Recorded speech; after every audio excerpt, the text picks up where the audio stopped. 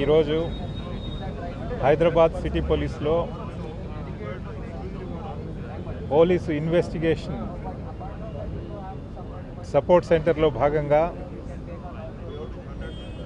Forensic corpse career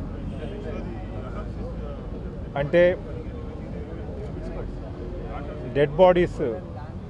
unnatural రీజన్స్తో చనిపోయేటటువంటి కేసులలో మెడికో లీగల్ కేసెస్లో క్రైమ్ సీన్ నుండి మార్చరీ వరకు ట్రాన్స్పోర్టేషన్ చేయడానికి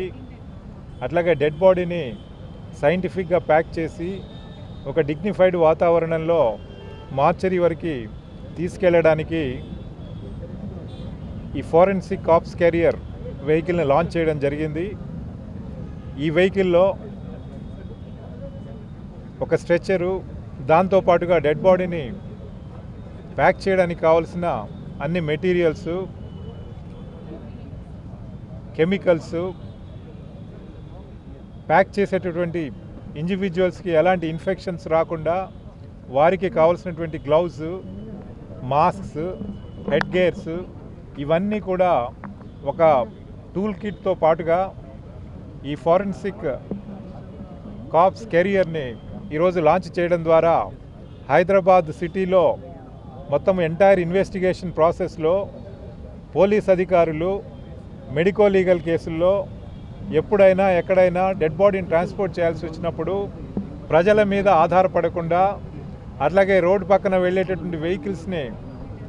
మనం బలవంతంగా ఆపి దాంట్లో డెడ్ బాడీస్ ట్రాన్స్పోర్ట్ చేయకుండా ఈ ఫెసిలిటీస్ని ఈరోజు 24/7 అన్ని ఇన్వెస్టిగేటింగ్ ఆఫీసర్స్ కూడా ఇవ్వడం ద్వారా చిరకాలంగా ఉన్నటువంటి ఈ రిక్వైర్మెంటు మనం సాటిస్ఫై చేసిన వాళ్ళం అవుతున్నాము. అయితే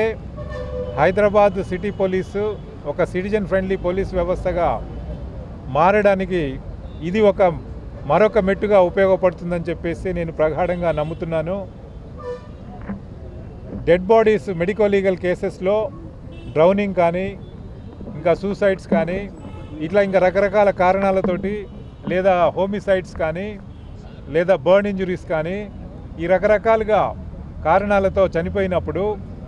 ఆ కారణాలను తెలుసుకోవడం కొరకు మార్చరీకి తీసుకెళ్ళి దానిపైన పోస్ట్ మార్టం కండక్ట్ చేసి సైంటిఫిక్గా ఏ కారణాల చేత చనిపోయారని కనుక్కోవాల్సినటువంటి బాధ్యత పోలీస్ పైన ఉంది. అయితే ఈ డెడ్ బాడీస్ క్రైమ్ సీన్ నుండి మార్చరీ వరకు తీసుకెళ్లే బాధ్యత కూడా పోలీసు యంత్రాంగాంది. అట్టి బాధ్యతను పోలీసు వ్యవస్థే నిర్వర్తించాలి అని చెప్పి పోలీసులు వేరే వాళ్ళ మీద ఆధారపడకుండా, సివిల్ సొసైటీ పైన ఆధారపడకుండా ప్రతి ఇన్వెస్టిగేటింగ్ ఆఫీసర్ కూడా ఎప్పుడు ఎక్కడ అవసరమైతే ఈ వెహికల్ని మనం ప్రొవైడ్ చేయడానికి ఈరోజు ఈ ఫెసిలిటీ క్రియేట్ చేశాం. హైదరాబాద్ సిటీలో ఆన్ అన్ యావరేజ్ ప్రతిరోజు కూడా 5 నుండి 10 dead bodies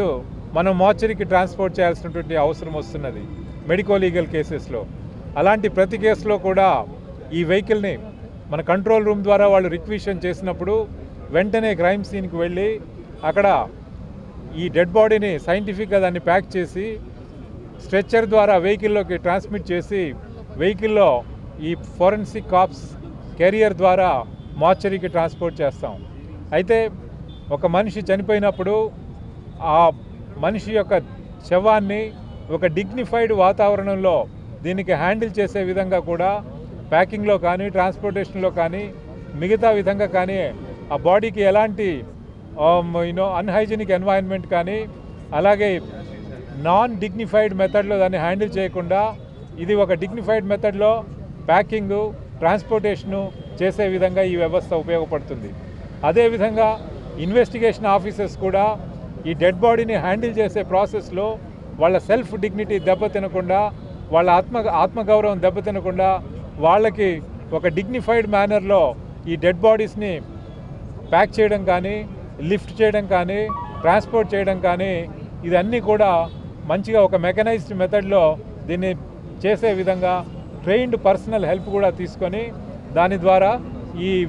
entire transportation facility create చేయడం జరిగింది. ఇదంతా కూడా Hyderabad city police clues team ఆధ్వర్యంలో సిసిఎస్లో ఒక భాగంగా పనిచేస్తుంది. ఇది ఒక వెహికల్ సరిపోకపోయినట్లయితే దీని తర్వాత నెక్స్ట్ వెహికల్ కూడా మనం అరేంజ్ చేయడం జరుగుతుంది. డిమాండ్ని బట్టి 2 సరిపోకపోతే 3 కూడా క్రియేట్ చేస్తాం. ఏది ఏమైనప్పటికీ కూడా హైదరాబాద్ సిటీ పోలీస్ ఒక సిటిజన్ ఫ్రెండ్లీ పోలీస్ వ్యవస్థగా మారడంలో ఈ ఫోరెన్సిక్ కాప్స్ కెరియర్ కూడా ఎంతగానో దోహదపడుతుంది అని చెప్పేసి నేను ప్రగాఢంగా నమ్ముతున్నాను.